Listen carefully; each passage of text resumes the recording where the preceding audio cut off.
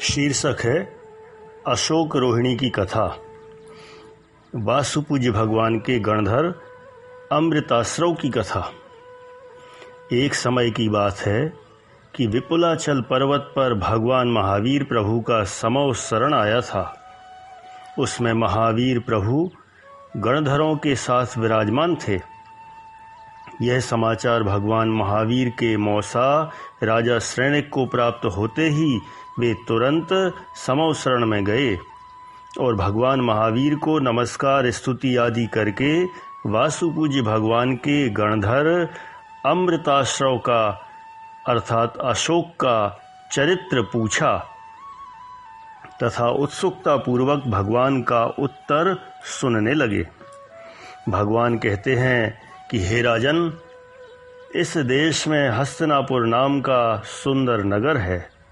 उसमें बीतशोक नाम का महागुणवान राजा था।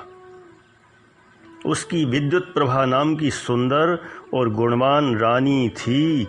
इन दोनों के अशोक नाम का गुणवान पुत्र था। उस समय में चंपा नाम की एक नगरी थी। उसके राजा का नाम मधवा था। उसकी श्रीमती नाम की रानी थी। उनके 8 पुत्र और एक पुत्री थी। पुत्री का नाम रोहिणी था। रोहिणी गुणवान रूपवती युवती थी। एक बार वह अष्टानी का पर्व में उपवास करके उत्साह से जिनेंद्र भगवान की पूजा करके जिन धर्मी साधुओं को नमस्कार करके सभा भवन में बैठे हुए माता पिता आदि के समीप आई। पिता ने स्नेहवश पुत्री रोहिणी को गोद में बिठाया। पिता पुत्री को युवा हुई देखकर विचारने लगा कि इस रूपवान कन्या को इसी के समान रूपवान किस वर को प्रदान करूं। राजा ने अपने मंत्री को बुलाया और कन्या के लिए वर खोजने के विषय में पूछा तो मंत्री ने कहा कि इस सुंदर कन्या के इसके योग्य वर शोधने के लिए स्वयंवर मंडप का आयोजन करके कन्या की पसंद के योग्य वर से इसका विवाह करना उचित होगा। यह बात राजा को रुचिकर प्रतीत हुई होने से देश विदेश के राजकुमारों को आमंत्रण भेजे गए। अनेक राजकुमार चंपा नगरी में आए। उनके लिए उचित आसन व खान पान की व्यवस्था की गई और उनके लिए मणिमय सिंहासन संग्रहित कर सभा मंडप तैयार किया गया। सभी राजकुमार सभा मंडप में आकर अपने अपने आसन स्थान पर विराजमान हो गए। रोहिणी भी बहुमूल्य वस्त्र और आभूषणों से सुसज्जित होकर अपनी दासियों सहित सभा मंडप में आ पहुंची। रोहिणी का रूप देखते ही मानो साक्षात इंद्राणी हो ऐसा लगने से समस्त राजकुमार उसे उत्सुकता से टकटकी लगाकर देख रहे थे।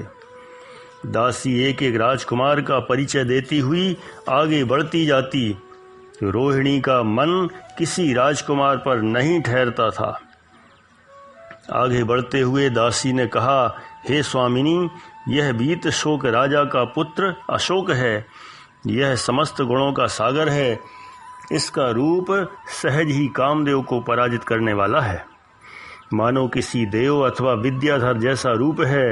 रोहिणी ने कुमार अशोक के रूप गुण देखकर तुरंत ही अशोक कुमार को वरमाला पहना दी।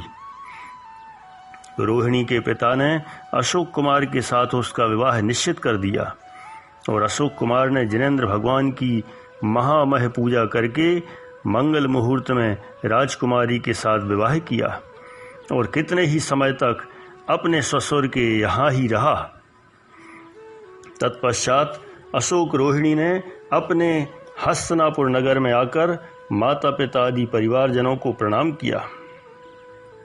तत्पश्चात एक दिन पिता बीतशोक को उल्कापात देखकर वैराग्य भावना जागृत हुई। उन्होंने पुत्र अशोक को राजगद्दी पर बैठाकर जिन दीक्षा ले ली और उग्र तप करके कर्मनाश कर मुक्तावस्था को प्राप्त किया। पिता के दीक्षित होने पर अशोक कुमार को हुआ शोक कुछ दिनों में दूर हुआ और उसने भले प्रकार राज्यभार संभाल लिया। रोहिणी के सुंदर 8 पुत्र और 4 पुत्रियां हुईं। उनमें से सबसे छोटे पुत्र का नाम लोकपाल था। एक बार अशोक रोहिणी अपने समस्त पुत्र पुत्रियों के साथ राजमहल की छत पर बैठे थे। मीठी मीठी आनंदकारी बातें कर रहे थे। इतने में रोहिणी ने नीचे गली में देखा कि अनेक स्त्रियां बालों को बिखेर कर घेरा बनाकर छाती कूटती हुई रुदन कर रही थी, आक्रंदन कर रही थी। यह देखकर रोहिणी को आश्चर्य हुआ कि यह किस प्रकार का नाटक गान तान है। मुझे तो 72 कलाओं का ज्ञान है, परंतु उनमें तो मैंने ऐसा नाटक गान तान देखा नहीं है। इस कारण वह विस्मयता पूर्वक दासी से पूछती है कि यह किस प्रकार का नाटक अथवा गान तान है। तब दासी ने रोहिणी का भोलापन देखकर कहा कि पुत्री, यह नाटक नहीं, परंतु कुछ दुखी जीव दुख और शोक मना रहे हैं। तब रोहिणी फिर पूछती है कि दुख और शोक क्या वस्तु है। रोहिणी का ऐसा प्रश्न सुनकर गुस्से में आकर दासी बोली कि हे सुंदरी, तुझे उन्माद हुआ है। पांडित्य और ऐश्वर्य ऐसा ही होता है। और क्या तुझे लोकातिशयी सौभाग्य है कि तू दुख और शोक को नहीं जानती और स्वर व भाषा को अलंकृत कर नाटक नाटक बक रही हो? क्या तुम इसी क्षण ही जन्म ले रही हो? दासी बसंत तिलका की क्रोधपूर्ण बात सुनकर रोहिणी कहने लगी कि हे भद्रे, तू मेरे ऊपर क्रोध न कर। मेरे लिए आज भी यह प्रसंग अदृष्ट और अश्रुत है, इस कारण मैंने आपसे प्रश्न किया है। इसमें अहंकार की कोई बात नहीं है। तब दासी कहती है कि हे वत्स, यह नाटक प्रयोग अथवा संगी स्वर नहीं है, परंतु इष्ट बंधु की मृत्यु से रोने वाले को जो दुख होता है उसे शोक कहते हैं। रोहिणी फिर से पूछती है कि हे भद्रे, मैं रुदन का अर्थ भी नहीं जानती, अतः रुदन का क्या अर्थ है यह बता। रोहिणी का यह प्रश्न पूरा होते ही राजा अशोक ने कहा कि शोक से जो रुदन होता है उसका अर्थ मैं तुझे बताता हूँ। ऐसा कहकर उसने छोटे लोकपाल कुमार को रोहिणी के हाथ से खींचकर छत के ऊपर से नीचे डाला। तब रोहिणी को बहुत ही दुख और शोक हुआ। कुमार लोकपाल को तो देवियों ने आकर फूल की तरह झेल लिया और अभिषेक आदि से लोकपाल का सम्मान करके देवियां चली गईं। एक समय हस्तिनापुर में रूप कुमम और स्वर्ण कुमम नाम के 2 चारण रिद्धिधारी मुनियों के पधारने पर वनपाल ने राजा को मुनियों के पधारने के समाचार दिए। इससे राजा बहुत ही प्रसन्न हुआ और उसने परिवार सहित वन में जाकर भक्ति पूर्वक मुनिराज की वंदना करके अवधि ज्ञानी रूप कुमम मुनि से विनय पूर्वक प्रश्न किया कि हे महाराज, मैंने और मेरी रानी रोहिणी ने पूर्व भव में प्राणियों पर दया करने वाले किस प्रकार के उत्तम धर्म का सेवन किया था, वह कृपा करके कहो। मुनिराज कहते हैं कि इस हस्तिनापुर में पहले वसुपाल नाम का राजा था। उसकी रानी का नाम वसुमती था। उसका भाई धनमित्र था और वह राज सेठ था। उसके पूतिगंधा नाम की एक कन्या थी। पूतिगंधा के शरीर में से मरे हुए कोढ़ी कुत्ते के शरीर की दुर्गंध जैसी भीषण दुर्गंध निकलती थी, जिसके कारण आकाश भी दुर्गंधमय हो जाता था। इतनी भीषण दुर्गंध निकलती थी। उसी नगर में एक वसुमित्र नाम का धनवान सेठ रहता था। उसकी पत्नी का नाम वसुमती था। उन दोनों के श्री सेन नाम का पुत्र था। वह सप्त व्यसनी महापापी था। एक बार उसको चोरी करते हुए कोतवाल ने पकड़ लिया और मजबूत सांकल से बांधकर नगर में घुमा रहा था। तब पूतिगंधा के पिता ने श्री सेन से कहा कि यदि तू मेरी पुत्री के साथ विवाह करे तो मैं तुझे इस बंधन से छुड़ाऊं। मार के भय से त्रसित श्री सेन ने कहा कि मामा, यदि तुम मुझे छुड़ाओगे तो मैं तुम्हारी पुत्री के साथ विवाह करूंगा। पूतिगंधा के पिता ने राजा से प्रार्थना करके श्री सेन को बंधन मुक्त किया और पूतिगंधा से विवाह कर दिया, परंतु उसकी दुर्गंध के कारण वह एक रात्रि भी उसके साथ नहीं रह सका। इस कारण प्रातःकाल होते ही उसे छोड़कर चल दिया। इससे पूतिगंधा दीनहीन होकर पिता के घर में अपने दिन व्यतीत करती रही। एक समय पिहिताश्रव नाम के चारण रिद्धिधारक मुनिराज संग सहित पधारे। उनके आने के समाचार मिलते ही राजा आदि सब मुनि की वंदना करने के लिए वन में गए। उनके साथ पूतिगंधा भी अपने माता पिता के साथ मुनि वंदना के लिए गई। पूतिगंधा ने मुनिराज की वंदना करके उपदेश सुनने के पश्चात विनय से प्रश्न किया कि मुझे मेरे पूर्वभाव की बात बताओ, जिसके कारण मैं पूतिगंधा होकर महान दुख भोग रही हूँ। मुनिराज महान वैराग्य को उत्पन्न करने वाली पूतिगंधा के पूर्वभाव की बात बताते हुए कहते हैं कि हे पुत्री, मैं तुझे दुर्गंधमय शरीर के मिलने का कारण बताता हूँ, तू ध्यान देकर सुन। भरत क्षेत्र में सौराष्ट्र नाम के देश में गिरनगर नाम का एक नगर था। उसके राजा का नाम भूपाल था और वह विशुद्ध सम्यक दृष्टि था। उस राजा के राज्य में एक गंगदत्त नाम का सेठ था। उसकी पत्नी का नाम सिंधुमती था। सिंधुमती को अपने रूप, यौवन, विलास आदि का बहुत गर्व था। एक बार अनेक महीने के उपवासी समाधि गुप्त मुनिराज पारणा के लिए निकले थे। उस समय राजा के साथ वन में जा रहे गंगदत्त सेठ ने मुनि को अपने घर की तरफ आते देखकर अपनी पत्नी से कहा, मुनिराज पधार रहे हैं, तुम उन्हें विधि पूर्वक आहार देने के बाद वन में आ जाना।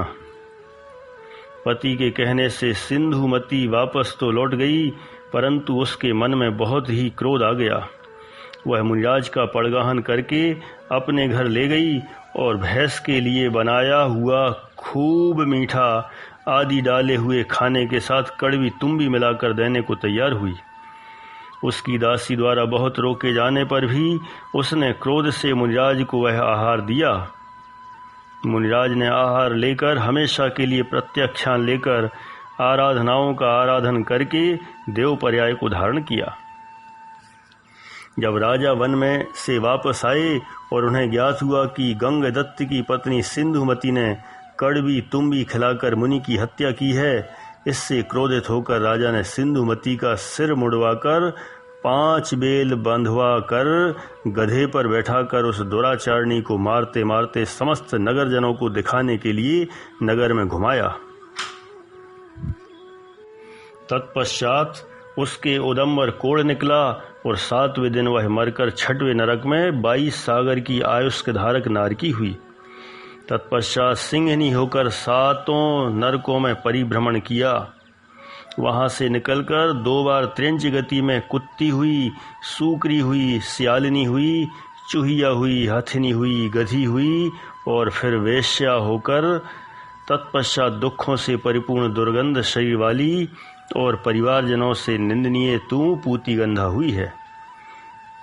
मुनिराज के मुख से पूर्वभाव की कथा सुनकर पूतिगंधा का मन संसार से अति विरक्त हो गया और उसने मुनिराज से पूछा कि भगवान, आप कृपा करके बताओ कि मैं पूर्व में किए हुए पाप कर्मों से किस पुण्य कार्य से छूटूंगी। पूतिगंधा की विनती सुनकर मुनिराज ने कहा, बेटा, यदि तुम वास्तव में संसार के दुखों से छूटना चाहती हो और सच्चे देव शास्त्र गुरु के प्रति प्रीति चाहती हो तो रोहिणी नक्षत्र में उपवास कर, इससे तू फिर से दुखों को प्राप्त नहीं करेगी। तत्पश्चात मुनिराज ने उसे रोहिणी नक्षत्र में उपवास की विधि बताई। तदनुसार स्वीकार करते हुए भक्ति रस से प्रसन्न होती पूतिगंधा की आंखों में आंसू आ गए। तत्पश्चात पूतिगंधा ने पूछा कि भगवान, मेरी ही तरह अन्य किसी ने रोहिणी व्रत का अनुष्ठान किया हो तो कृपा करके कहो। उत्तर में मुनिराज ने कहा कि हे पुत्री, समस्त दुखों को दूर करने वाले इस व्रत का विधान पूतिगंध कुमार ने बहुत ही उत्साह से पालन किया है। उसकी कथा इस प्रकार है। जम्बूद्वीप के भरत क्षेत्र में सटकपुर नाम के देश के सिंहपुर नगर में सिंहसेन राजा के पुत्र पूतिगंध कुमार को तेरी तरह ही शरीर में बहुत दुर्गंध निकलती थी। एक समय विमल वाहन मुनिराज को केवल ज्ञान प्रकट होने पर देवतागण आकाश मार्ग से केवल ज्ञान कल्याणक का उत्सव मनाने जा रहे थे। उस समय पूतिगंध कुमार राजभवन के शिखर पर बैठे थे, उन्होंने प्रभा से शोभित देव कुमारों को जाते देखा और देखते ही मूर्छित हो गए।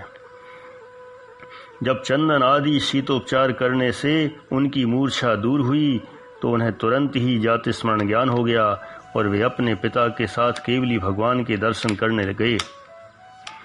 दोनों पिता पुत्र केवली भगवान का भक्ति से दर्शन पूजन आदि करके उपदेश सुनने बैठ गए। उपदेश पूर्ण होने पर सिंहसेन महाराज ने भक्ति पूर्वक जिनराज से मनोगत बात पूछी कि मेरा पुत्र किस कारण से पूती गंध हुआ और मूर्छित होकर सचेत होकर यहाँ आया, वह कृपा करके कहो।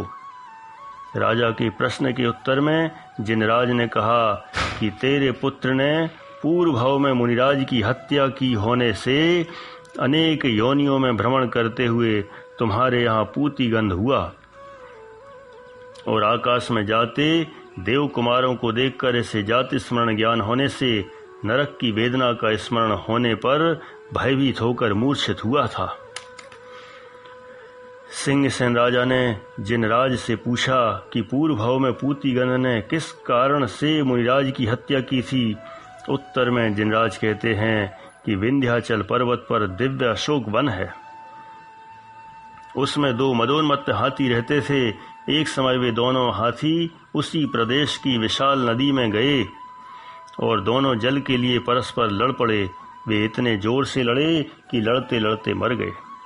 मरकर एक बिलाव हुआ और दूसरा चूहा, दूसरी बार एक भयंकर सर्प हुआ और दूसरा नेवला, तत्पश्चात बाज और बगुला और फिर दोनों कबूतर हुए।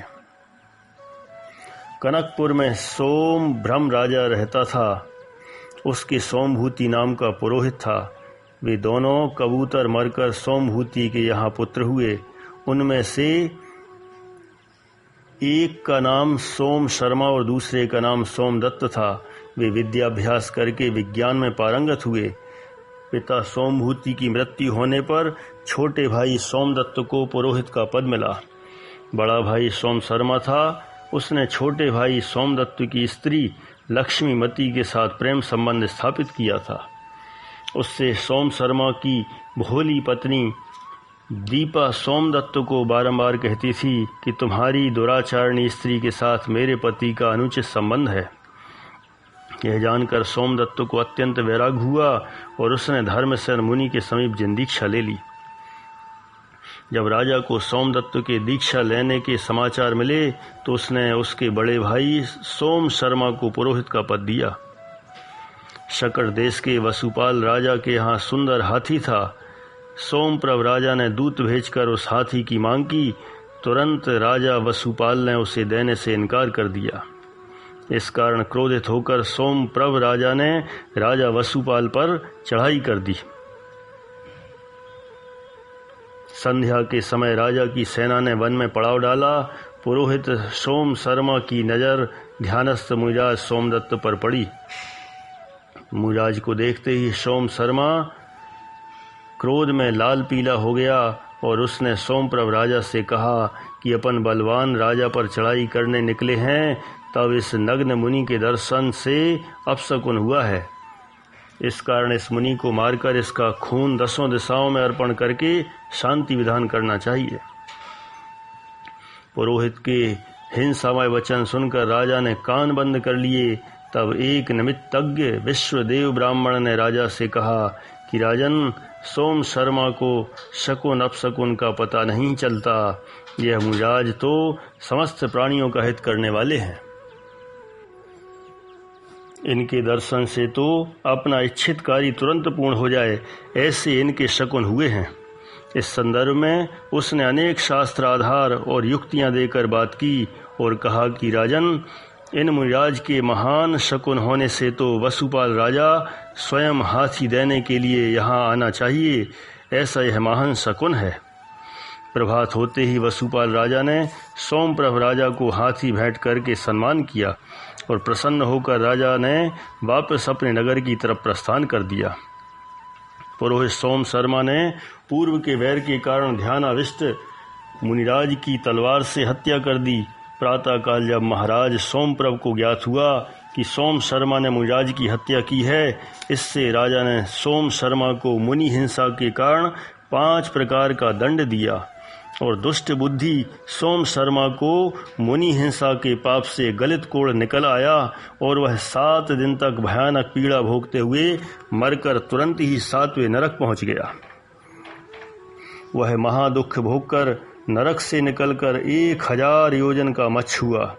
वहाँ अनेक प्रकार की पीड़ा सहन करके मरकर 6वें नरक गया।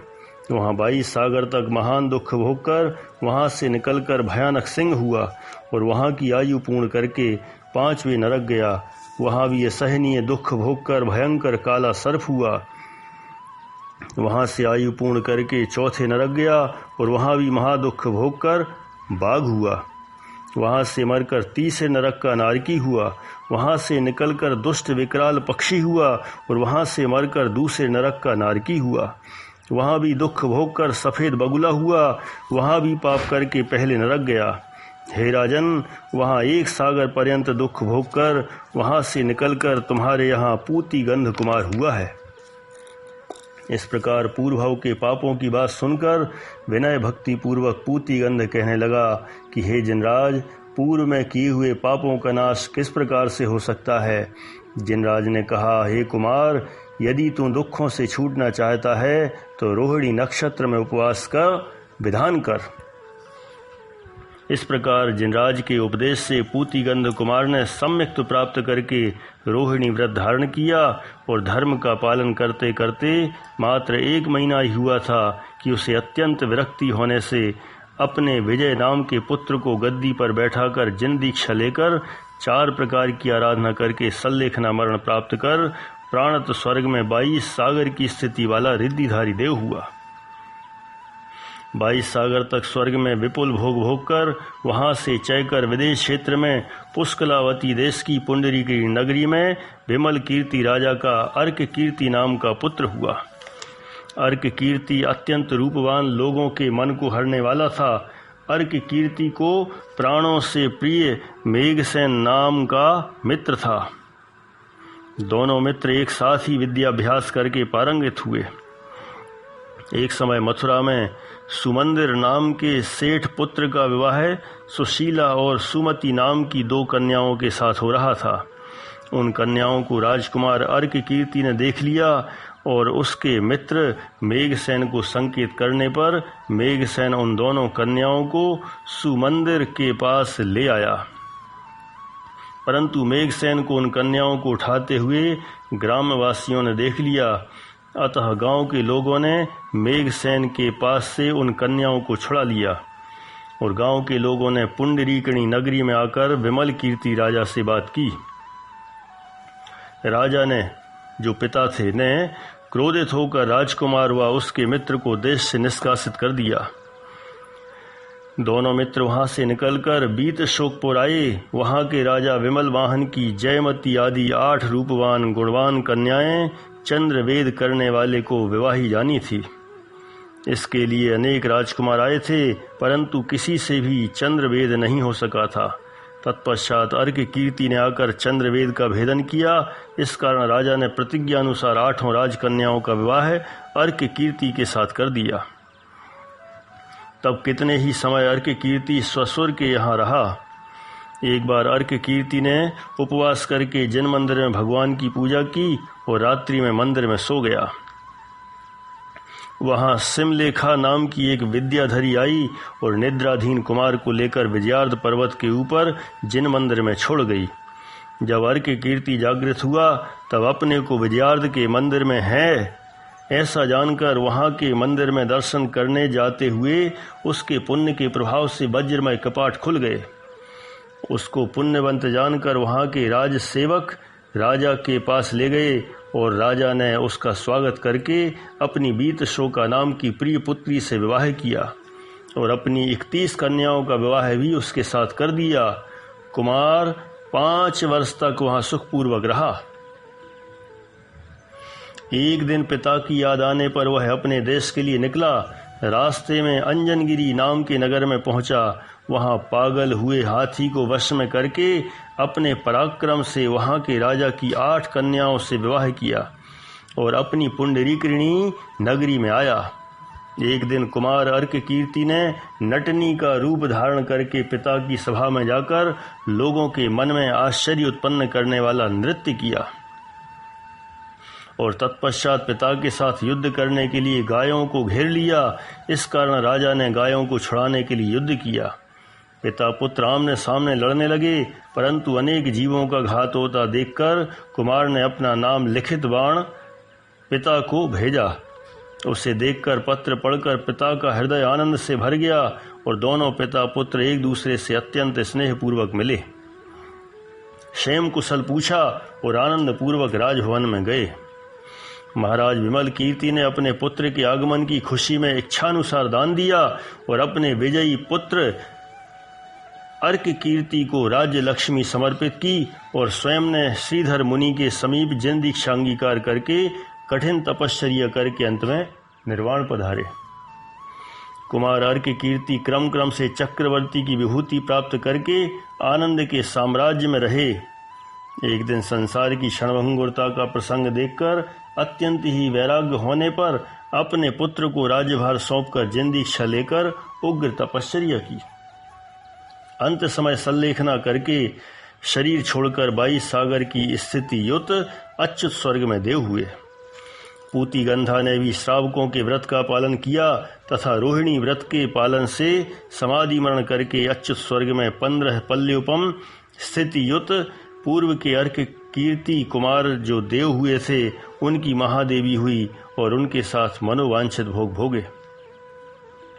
फिर वहां से चयकर देव का तो अशोक कुमार के रूप में जन्म हुआ और पहले भव की पूती गंधा स्वर्ग में से चयकर चंपा नगरी के मधुआ राजा की रोहिणी नाम की पुत्री हुई है जो तुम्हारे पास ही बैठी है।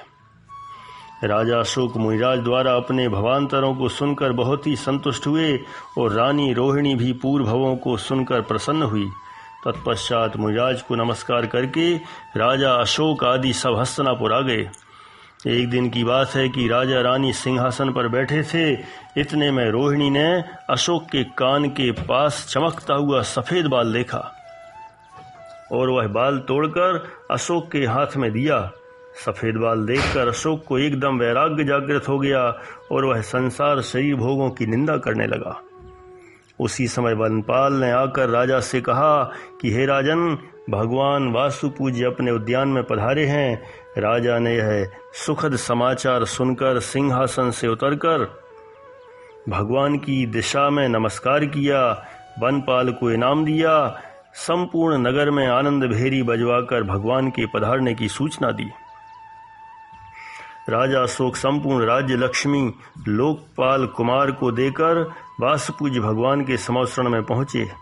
वहां भगवान की 3 प्रदक्षिणा करके भक्ति पूर्वक नमस्कार करके जिन दीक्षा अंगीकार करके वासुपूज्य भगवान के गणधर हुए और उग्र तपश्चर्या करके अंत में समस्त कर्मों का भाव करके निर्वाण धाम पधारे। महारानी रोहिणी ने भी समस्त परिग्रह छोड़कर भगवान को नमस्कार करके सुमति आरिका से दीक्षा ग्रहण की और कठोर तपश्चर्या करके अंत में सल्लेखना पूर्वक शरीर छोड़ा और अच्युत स्वर्ग में देव पर्याय धारण की। वहां से आकर मुक्ति प्राप्त होगी। इस प्रकार घोर पाप करने वाले जीव भी जिन धर्म की शरण लेने पर शाश्वत सुख मोक्ष लक्ष्मी को वरते हैं। इसलिए हम सभी को ऐसे शाश्वत वस्तु स्वरूप को बताने वाले जैन धर्म को अपनाकर अपना कल्याण करना चाहिए, जैसा कि अशोक और रोहिणी ने किया। हम भी अपना कल्याण करें। इसी भावना के साथ विराम।